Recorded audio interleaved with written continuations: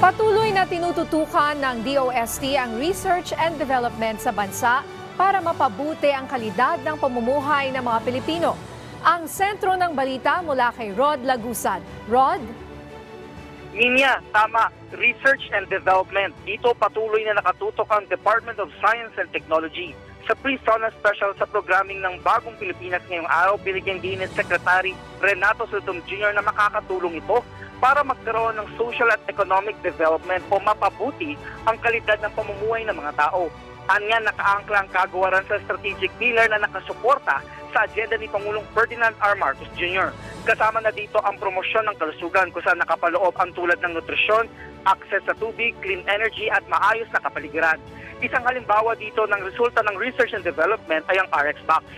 Layo nito na tulungan ng mga kababayan natin na nakatira sa malalayong lugar na magkaroon ng medical access. Kasama sa nakapaloob dito ang BP monitor, pulse oximeter, ECG, fetal heart monitor at iba pa, at sa tulong ng health technician ay magagamit ito.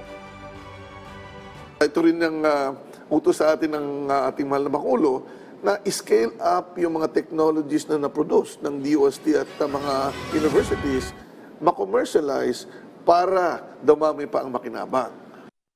Kaugnay nito, kasama sa ginagawa ng kagawaran ay ang mailapit ang mga technology producers sa mga investor na maaring magpondo dito. Oras kasi na ma-commercialize ay inaasahan na mas marami ang makikinabang. Samantala, ayon kay Secretary Soludo, mahalaga na patuloy na mahikayat na pumasok ang mga kabataan sa larangan ng science and technology.